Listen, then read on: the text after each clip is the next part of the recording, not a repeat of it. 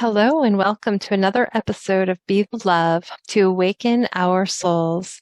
Thank you again so much for tuning in this week. I'm Stacy Musial. And I am Brenda Carey with our special guest, Dashama. We are your co-hosts and souls on the journey, and we are on a mission to raise the consciousness of humans and the planet, and we need your help. Please spread the word to your family and friends and join us every week. Consider becoming a Patreon supporter or a sponsor to help with the operating costs, like editing and the many hours we spend creating these shows with quality guests and content. And if you have resonated with our mission, support us in a way that raises your vibration to love. And if it feels safe for you, I'd like to begin by inviting you to get centered with us.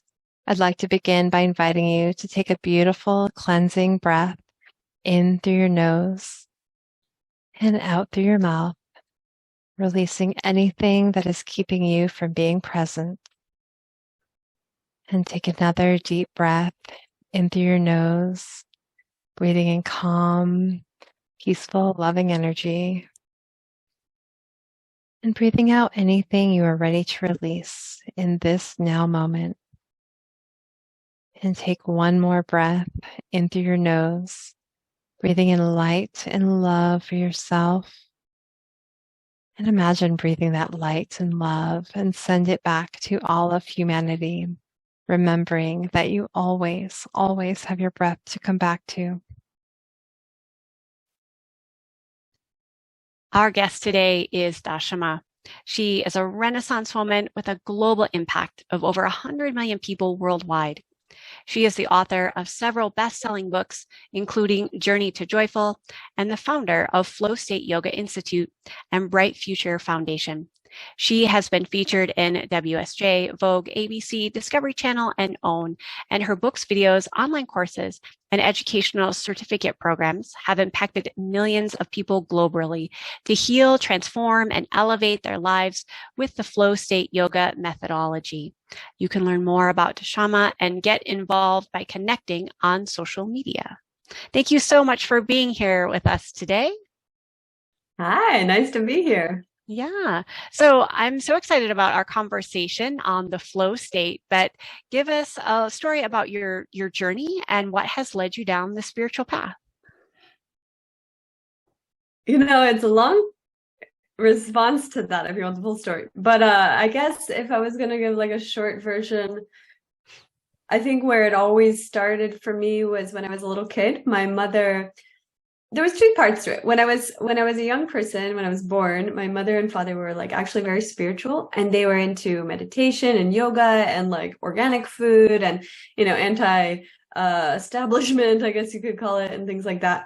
But then so we spent a lot of time in nature in the early time, and I remember in the earliest years of my life I learned everything from nature. I really believe that nature was my best teacher. Like even to this day, Mother Nature is my number one guru. But I feel what happened was when I was 7, my mother lost her mind.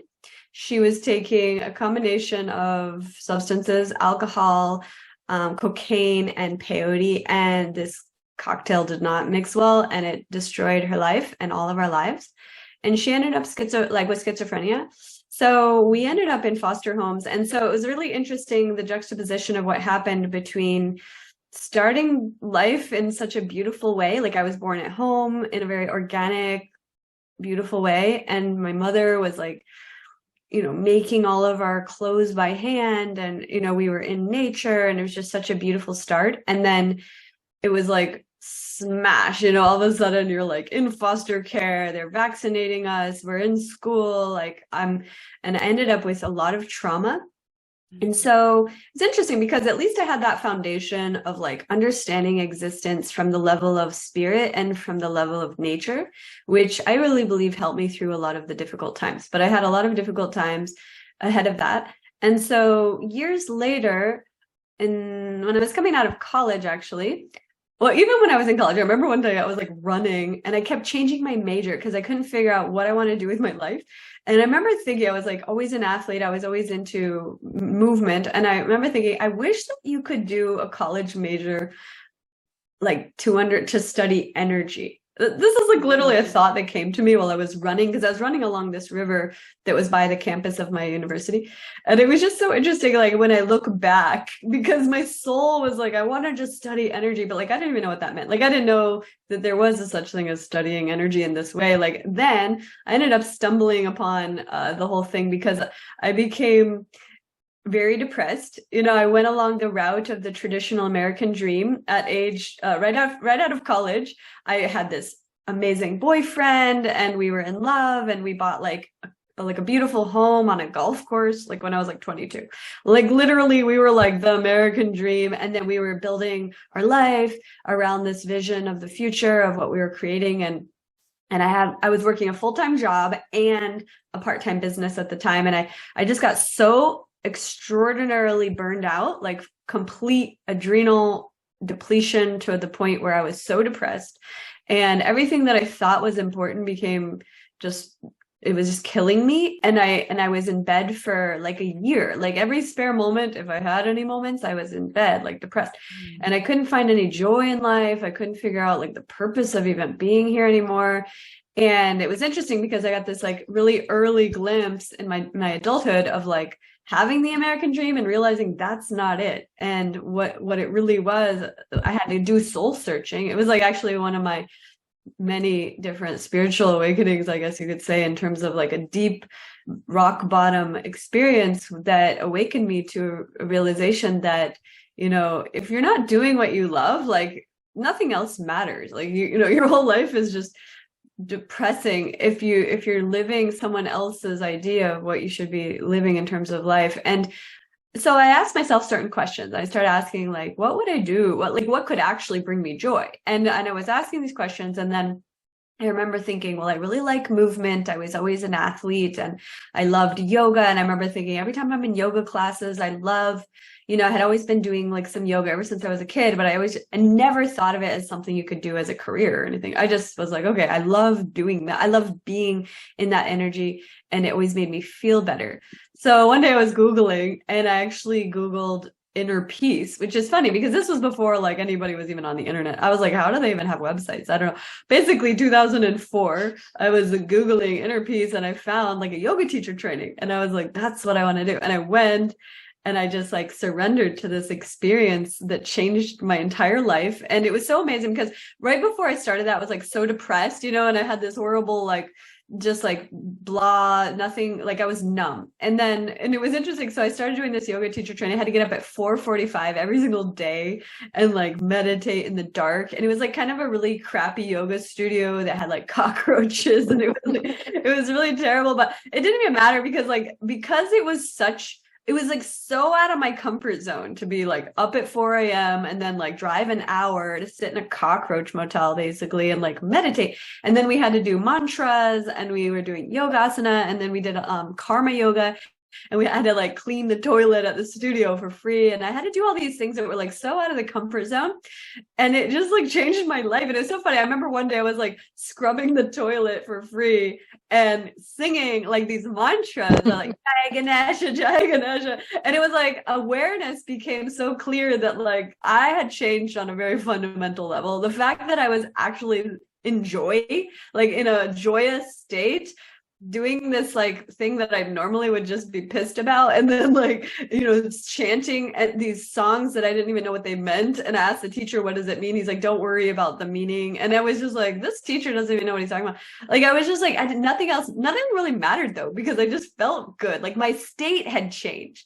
And I was like, it's funny because I don't even know what exactly it was, but I think it was actually a combination of all of it, like just the discipline, daily practice, and doing things out of the comfort zone. And then the actual technology of mantras and meditation and breath work and asanas and ritual and karma yoga and like this whole philosophy of yoga, like from the level of the teacher training, was so interesting because it's like a science that will change you on a molecular level, on a level of consciousness, even if you don't even know why it's working, or like even if you don't even like buy into the meaning of any of it. It's just like it still works because there's a science about like kind of neurobiology of how it starts to like rewire the neural synapses and give you like a whole new like perspective on life and like start to elevate your vibration and your consciousness to gratitude and like this like divine energy.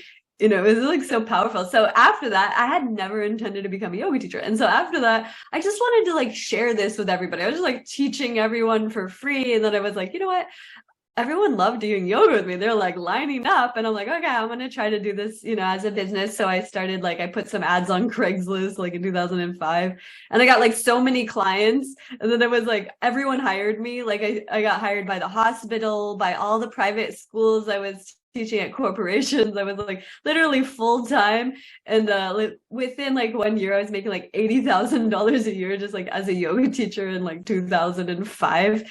And it was so interesting because I was like, I never thought you could do like a whole life around it. And I realized early on that like when you're passionate, like when you're truly aligned with your dharma and like you're doing your soul's work, then the universe kind of like shows you by like providing a lot of support. So it's like, yeah, go this way. Like all these little signs started to line up for me in the earlier time. And I remember even one of my clients, he was like a marketing expert and a rabbi, and he basically helped me launch my YouTube channel in 2006. I was one of the first people on YouTube, and I started the first online yoga challenge in the world in 2008, and the 30-day yoga challenge went viral, and it started like this 20-year movement of people doing yoga or like 15 years maybe doing yoga challenges online. And like I think it really catalyzed the global kind of receptivity to yoga because it became so common to see people doing yoga all over internet. And I was like the first person that started this movement and stuff. So it was like really interesting how it all unfolded from there. Wow.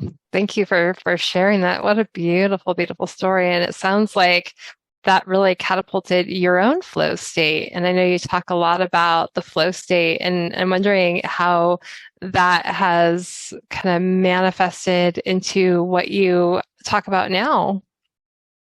You know, it's so interesting how it unfolded because in the beginning, I always knew it was about flow because, I mean, my favorite style of yoga has always been flow, like vinyasa flow, right? So it's like actually, I think the most popular style in the world. So most people, I really believe, not most people, I'd say like a lot of people go to yoga because of that energy, the flow.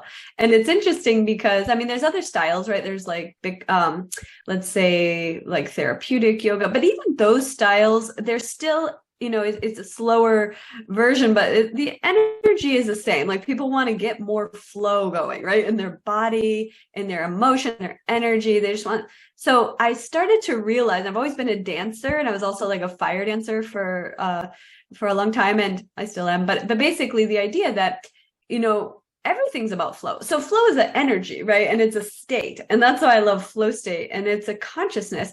And when you look at the scale of consciousness, I don't know if you've ever seen that imagery, but basically, you know, it's like going from like the worst case scenario, like I was saying, like total depression, like no purpose of life, to, you know, hopefulness, and then moving up the scale to like happiness, gratitude, love, and then flow. And flow is up there with like pure Tao.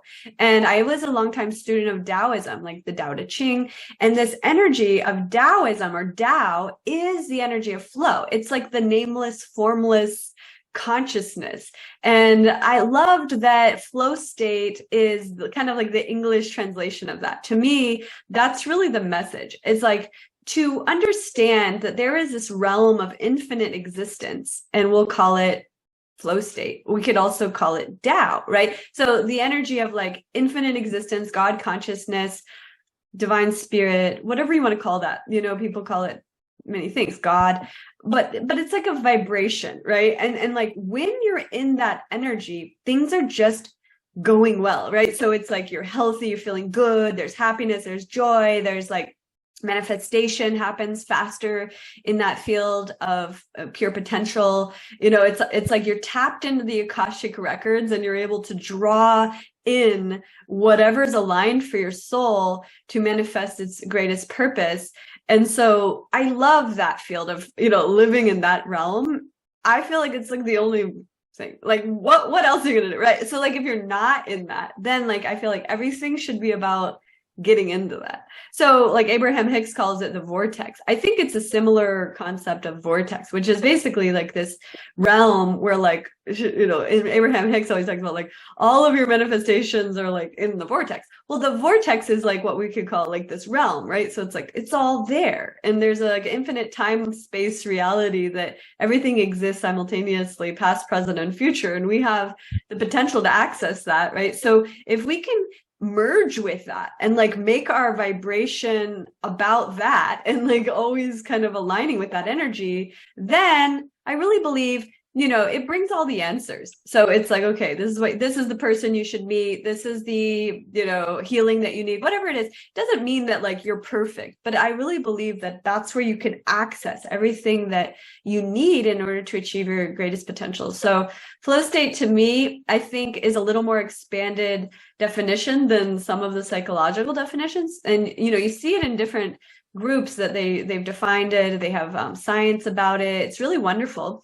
But there was a couple of people that have written extensive books about this from the psychological side, which is basically like, you know, I like the kind of metaphor. It's like flow is where discipline meets surrender. So that's kind of like the simplest term, I guess, is that they've kind of come up with, they try to like deduce it down to like this very simple way of explaining it, which that's one part of it. But what I feel is that it's that, but it's also, it's this field of energy, right? And our consciousness has the ability to be that energy. And so what I've found through my work and through the Flow State Institute is that whenever we have a trigger or a block to the flow in our field, that's where our work is at. So if it's a gut health, or if it's our heart chakra, or if it's something in the mind, you know, it could be ancestral. Like there's so many things that we work with in terms of Flow State Institute, because it's not one thing. You know, it's not just like, oh yeah, do these asanas and you're perfect. It's like, actually, there's many levels to consciousness. And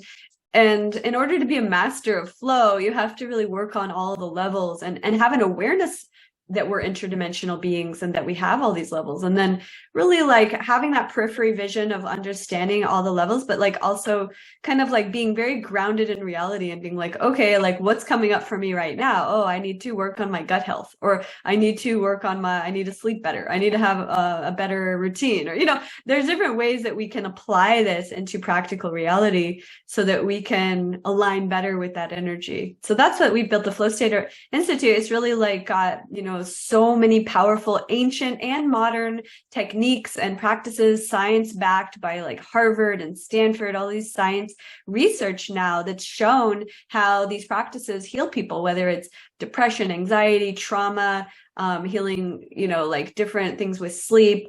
You know, the nice thing is now we're at a time in history way different than when I started teaching 18 years ago. We're at a time in history where there's like so much science like backing it. And then there's all these celebrities that do it. And it's like they were teaching yoga at the White House. So it's like such a different realm where now it's like really accepted. But I think where I'm wanting to go with it in terms of flow state is really helping people to know that there's like so much more than the asanas. And a lot of the Western culture got really stuck on the physical aspect of the yoga practice. And it's my mission a little bit with the yoga side to really take people deeper and to help them to access this like greater potential that's available. I love that accessing that greater potential available. That's beautiful work. And you're right. I too am a yoga teacher, and there was kind of a stuckness in just the postures and wanting to be flexible. And I don't know how many times you've probably gotten this too, where people say like, oh, I can't do yoga, I'm not flexible. I mean, I've heard that so many times, but they're all thinking on the level of the body. And yeah, I always talk to those people. I start talking to them about the fact that yoga is just not even about that. Yeah. And then they go, oh, really? And then you start to explain, oh, we have like so much more. That's like this amount. Let's talk about your mental health. Yeah. And I'm curious as to, like, you mentioned other techniques for people to access this flow state or this realm I mean, there's different terms for it, but like, what tools are kind of like go-tos for you that you either use yourself or teach in your institute that you think really help people tap into this flow state or into this outer realm that's beyond kind of the physical body and the chattery mind? So there's a few, I mean, all of them are good, but then there are some that are like higher technology. What I would say higher technology means it gets you there faster with less effort and more directly, right? So what I've noticed, because, after 18 years, you teach all these things and then you realize, okay, like if you were going to deduce it down to like just more simplified, right? What would be the fastest route to get people to that state, right? Because you say, okay, you need to do all these things, but like, okay, what's the direct? So I think that if you were going to give somebody one thing that kind of like surpasses like so many barriers is the breath, right? So your breath, it's interesting because everybody breathes.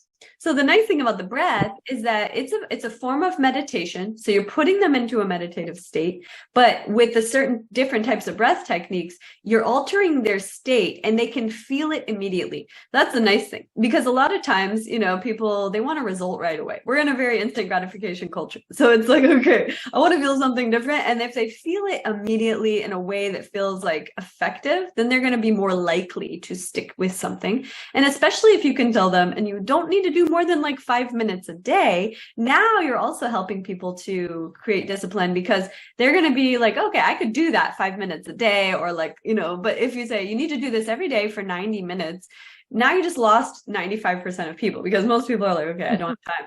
So anyway, the breath is super interesting because they even say now, like, the breath is the new yoga. People try to say that. Breath is part of yoga. So it's not like it's the new yoga, but, everyone wants to have a gimmick around things. So that's like a lot of people say that. But what it means is that through the vehicle of the breath, with a very direct protocol, I'll say, you can get somebody to access that state, the flow state, or the state of bliss, or a state of just higher consciousness where they feel better than when they started, very quickly. Right. And so that's really nice. And I even developed a little ritual that we're going to be promoting this pretty soon. It's really cool. It's a breathing bracelet. So this is interesting because, within the yogic tradition for thousands of years, a lot of them, really focus on like mala beads, which is a form of meditation where they call it japa, where you breathe or you meditate or you do a mantra with every bead. And there's 108 beads, which I think is wonderful. I still promote that. But then I was like, how do you make it even simpler? And so more people will get into it. Because I know so many people who are even very spiritual, and they might even wear the beads and still not use them as the tool that they are, right? So I was like, okay, what's even simpler than that?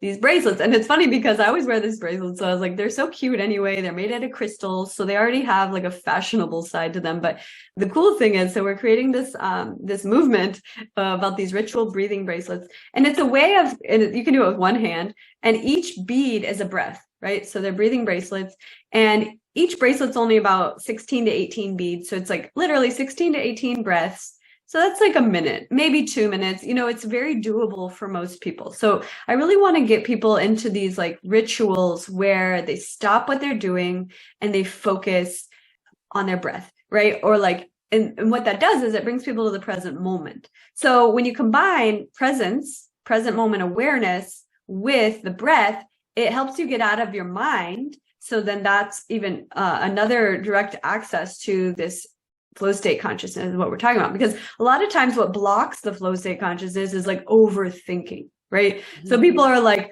to-do list, or they're like in a loop about the past, or like beating themselves up about something, or maybe they don't feel well, so that's on a loop, or there's an old program running that's like sabotaging them, or whatever it is, right? So, or maybe some people just walk around judging everything and that keeps them in a loop.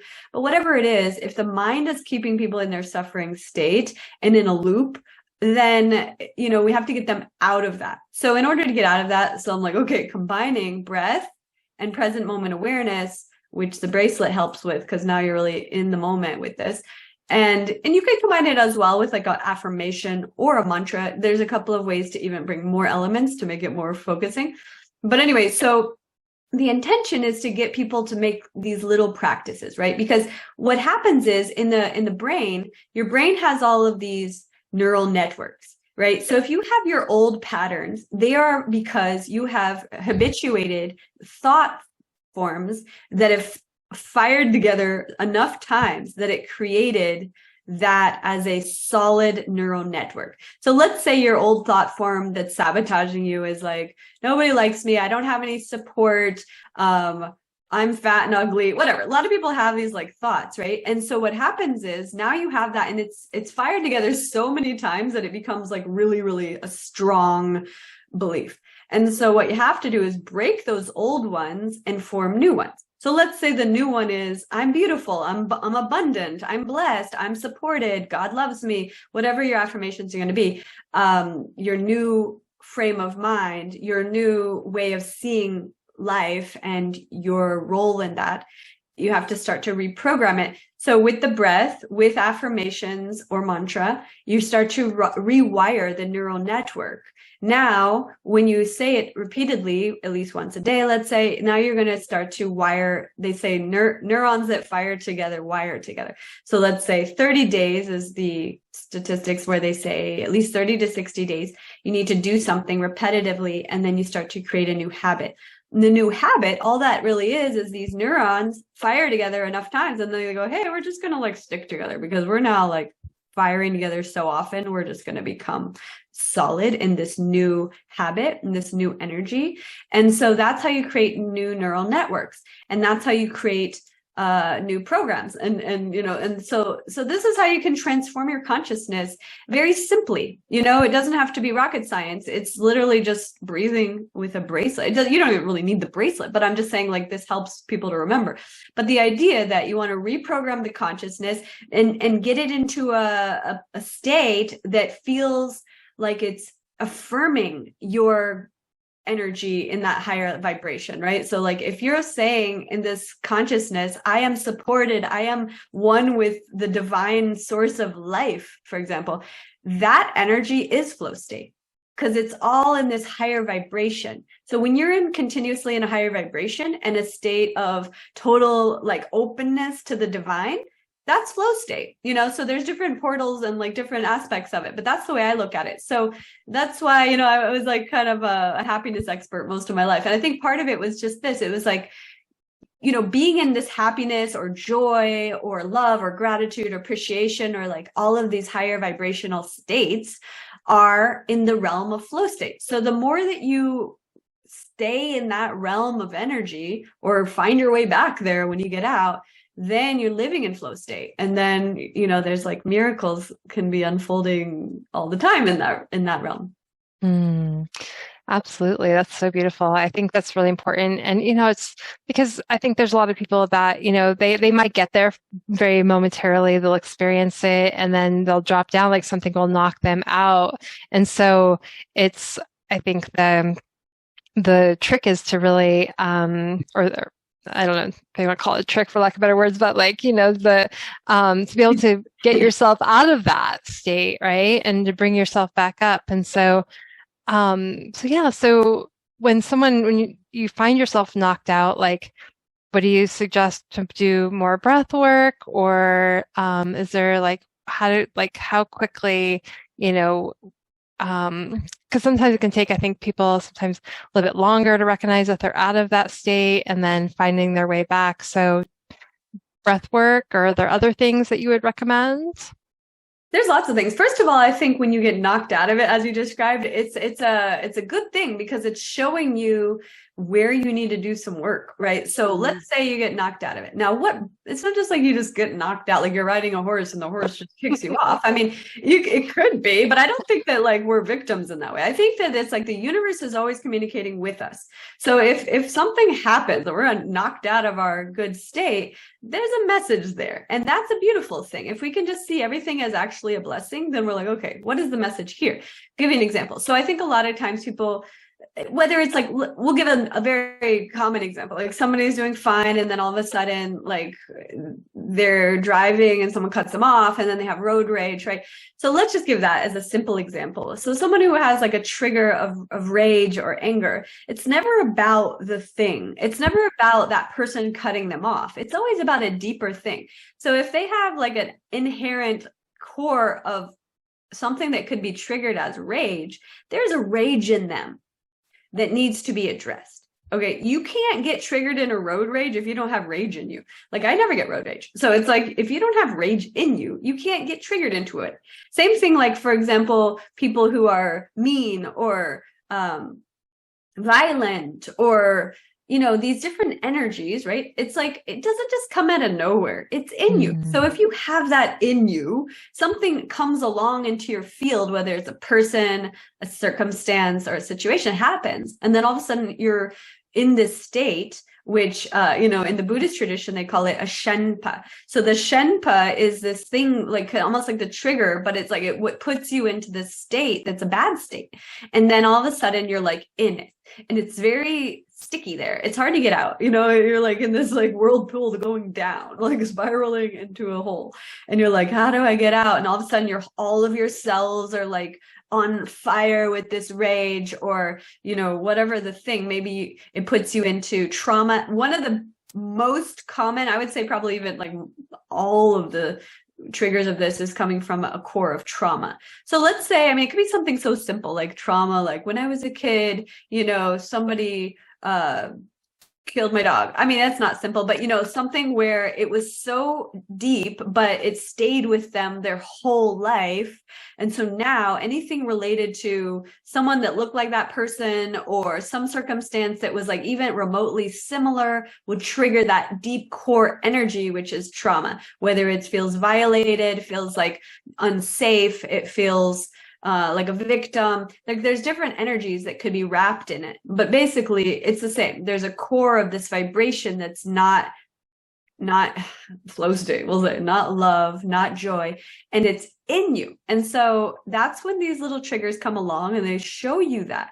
Now, if you are awake and you're willing to look at it, then you're like, oh, actually, I see, I need to look at that. And then not only just look at it, but I need to deal with this for once and for all, because I do not allow myself to carry this vibration anymore. And also that vibration that's in the core is sabotaging the ability to stay in flow, because as long as we have these in our core, we're always going to get triggered and pulled out of the flow, right? So it's like, it's our opportunity to grow. It's our opportunity to heal and evolve when we get these triggers.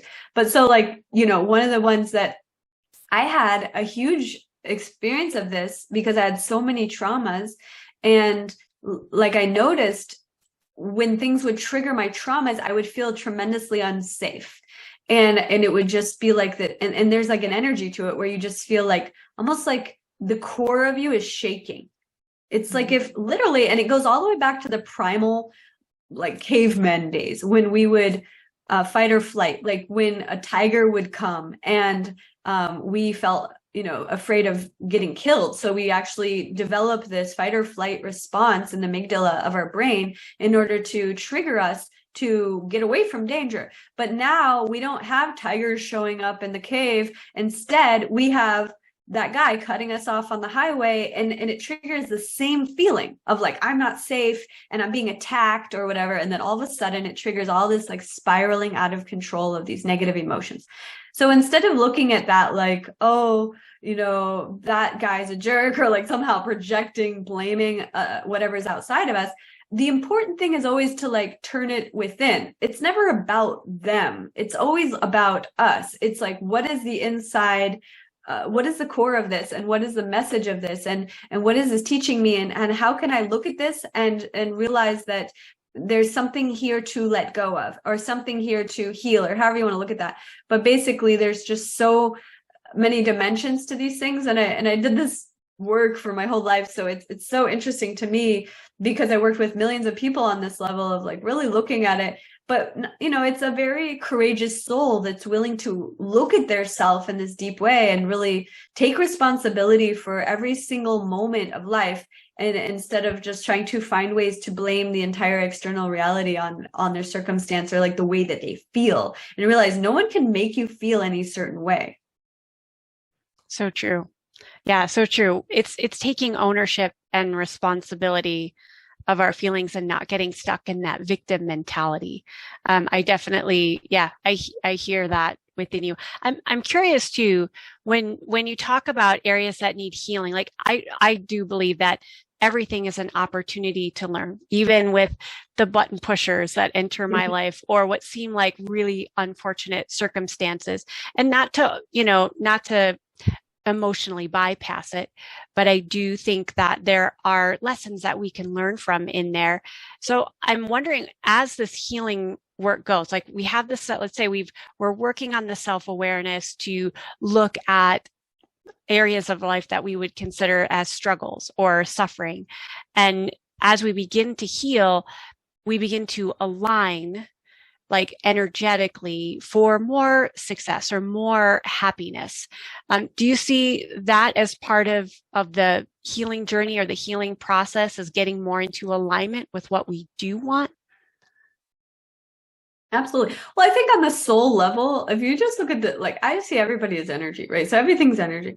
On the very core soul level, we're already there, right? You're already bliss. Like there is no needing to heal on that, right? There's like this kind of interesting thing because the soul is tied to the physical realm in this body. So in the realm of this body, we carry all this memory, right? And it's even interesting because it's all the way back to like ancestry. Like I did a lot of work into my ancestors, and like the deepest ancestors was like the very origin of humanity, 10,000 years or 7,000 years in Egypt. And I mean, a lot of work I did there. And I realized, it's interesting because we carry programs from all the dimensions and from from our ancestry, thousands of years, and it can be carried in this physical body right now. So it's interesting because a lot of times people can even wonder, like, why am I this way? And like, why does this bother me? Or, maybe they've done inner work and they have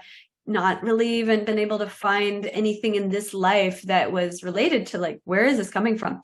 That happened for me too. And so I was like, wow, it's interesting to go and to explore this aspect, which is that we are infinitely connected to everything, right? So, and then we are even more intimately connected to that which we have come from, which is like ancestry specifically. But so whenever we find ourselves getting pulled out of our joy or like our natural state, which is this loving, joyous, flow state energy, because if you can see little babies have that, babies are just like, hey, and they're like living in that vibration all the time. They're pure, they're trusting, they're just like open. And that is a vibration of God. And children show us, puppies, a lot of nature is always showing this as the natural state. Then if you look at adults or like a lot of humans, you see like, it's interesting. I was walking along San Francisco and a lot of people do not look happy and they're just like scowling and kind of, there's this thing. And a lot of it, it's like I said, it's layers and layers, but it's the mind. And then it's like these programs and it's these traumas.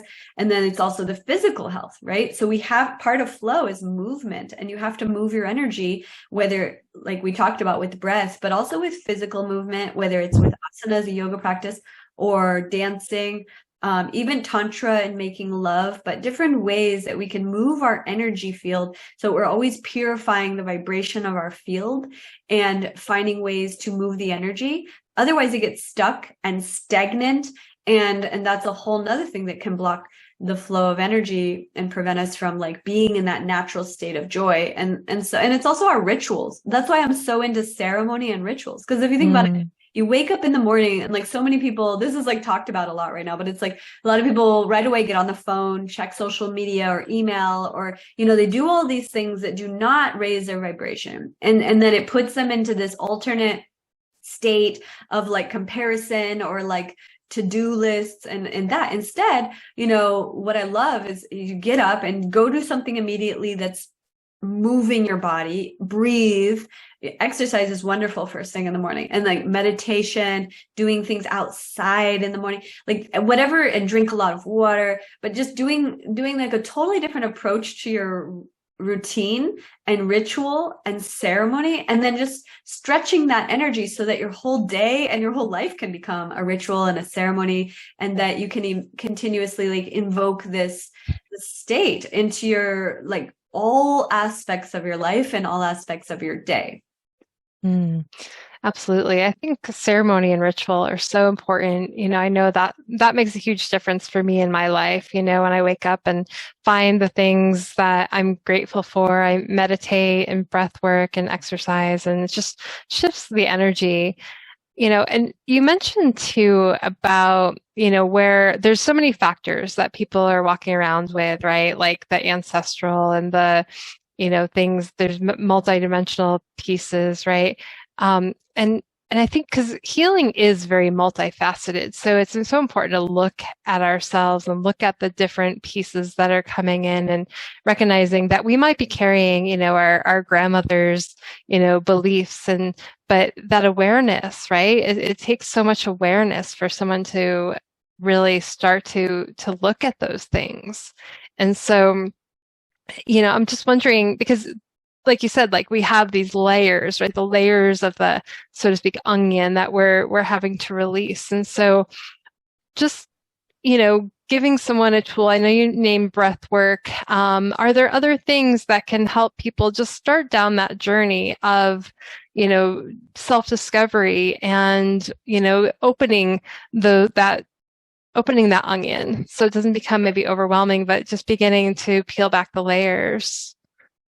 Absolutely. I mean, I think it depends if people are starting out like at zero, meaning they've never done anything in the consciousness or, in this realm, or if they're kind of like, maybe they already go to yoga class or something, but they're looking for a deeper journey. There's so many different avenues, right? And even I've worked with some of the most enlightened people on the planet, like Sri Ravi Shankar. He still talks about meditation, every day. And like, it's a beautiful thing because as you get deeper into a spiritual journey, you realize it's an ever unfolding peeling of the onion. So it's not just like, oh, we want to peel away the onion, and then after a year, you're going to get to this thing. No, it's just like your whole life becomes that because it's a beautiful thing. It's not like a chore, like, oh, I got to do this peeling the onion. No, it's actually like so amazing because the more layers you peel away, you get closer and closer to the true essence of your soul being the divine expression of everything in your life. And so however much you can put into that, whether it's time or energy or, just like excitement about that journey, is how much you're going to get out of it. So that's the nice thing. It's like an investment bank account. It's like you put energy, time, money, and everything into your development of this aspect of self, which is like the true essence, the consciousness unfolding, the lotus flower of your beingness. And putting energy in that direction, you're going to get back lots of dividends, right? And it keeps paying you for the rest of your life because you can never unlearn. Once you understand your consciousness from a new perspective, it never goes away. And so it's so beautiful as the unfolding and the blossoming lotus of consciousness starts to really take an even more wonderful shape for each individual, that they're guided to the next best step. And one of my favorite quotes is when the student is ready, the teacher appears. And I really believe that to be true. And everything along the journey of my life has been exactly that, like the exact teacher, the mentor, even if the teacher or the mentor was like a lover at the time or a best friend or my sister or my puppy, or, it could be a circumstance, it could be a business situation, but there was always like this next thing that's unlocking or revealing to you what it is that you need to see. And then if you're really paying attention, that's when you can not only, just like have these awarenesses, but actually take heed and go into it and like fully, peel that whole layer off. Because when you think about the layers, it's really what we call in yoga the Maya. So the Maya is like this veil of illusion. And so as we peel away any veils of illusion, you strip away all the veils till there's nothing left, and all you see is just absolute clarity. And you're like, wow, actually this is real. Like this is the true like existence, and everything else you can still see it, but you have such a deeper understanding that that's not real. And so you get stronger in your discernment of what you're willing to put your energy or time or your focus into. And then, that's another guiding system within this path of consciousness. So if people are looking to get started, I mean, there's so many ways, but I mean, I have a ton of resources. I have an app people can download the app. It's at the flowstate.app. There's videos in there. I have like hundreds of videos on YouTube. I have, like so many things. I have online courses all over the planet. I've reached millions of people with the 30-day yoga challenge video course. We filmed that at the Maldives. It was so beautiful at the Banyan Tree Resort. I filmed this 30 videos, and it's a way for people to get started with a daily yoga practice, and they can practice every day. It's like 10 to 20 minutes, so it's short and it's beautiful, so it feels like you're on vacation. And so that's been a really nice way for some people to get into yoga on a daily basis, and it's incorporating the breath, it's incorporating the movements, and each practice is targeted for like your neck, your shoulders, your core, and so it breaks it down into these little pieces. But what I'm really passionate about is helping people, either get started, because if someone didn't start yet, I'm like, okay, you got to get started. But then if they're already on the path, it's like, how do you take that to the next level and really experience a true shift in your entire existence? And for me, that happened through yoga teacher training. So that's with the Flow State Institute, we have a teacher training, and it's online, and people can dive into it. It's hundreds of hours, and they become fully certified. But it's a life-changing healing experience because they go through all these different programs, practices, hundreds of hours of video training, and it changes your life from the inside out. But then it also gives you like a vessel on how to share this with others. And I really believe something that Tony Robbins always says, which is the secret to living is giving. So if you learn something that helps you, it is literally our responsibility to share that. And so that's why I created the teacher training, so that people can share these practices with their family, the loved ones around them, their community, or even take it bigger and make a whole life career out of it. But basically that, if you know how to change your own life, you know how to transform your consciousness, you know how to heal your ancestral karma and all sorts of things, you should be sharing that with your loved ones. You don't want to be the only one living in flow state and everyone around you suffering. That's true. Well, thank you very much. We will definitely put those links that you provided for us in the show notes, so people can contact you and they'll know where to find you. As we wrap up, is there anything else you're currently working on that you'd like to share with our listeners? Yeah, actually, so I was mentioning it a little bit earlier, but so part of this bracelet thing, it's my foundation. So I started this nonprofit. It's called Bright Future Foundation, and the acronym is BFF. And I don't know if you guys, I think we're all in the same kind of age category. Like when we were kids, we always had like these BFF necklaces. You had like, right? Did you guys have that? Yeah, with the broken heart. Did you have the broken heart? And you get like one half each. It's super cool. But anyway, I'm bringing sexy back with that, but without the broken heart piece. It's gonna have like a cuter pendant, but basically it's gonna go with the bracelets though. So basically it's brightfuture.org, but we have what we're calling the BFF gift club.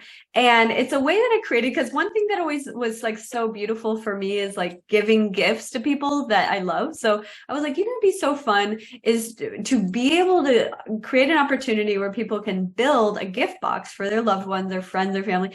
And it's a BFF gift club where you pick the box, you pick what you want in the box, you pick the color of the crystals, of the bracelets. We even have like Egyptian blue lotus tea and blue lotus oil, which is like really sacred energy for euphoria and bliss. And then we even have like sacred geometry pendants with like the tree of life or Sri yantras and lots of really special little gifts. So you can like create the box, you can pick up to 6 items to put in the box. And then we even put like a custom gift card and we send it to your friends. So this is a special thing that we're doing in order to raise funds for my foundation, which is really focused on this initiative we have with the children are the future, and a big initiative with helping to alleviate the children's mental health crisis, and also with veterans and the military and their families. So we have this huge initiative, and we haven't launched it, but we're going to be launching this in actually the next couple of weeks.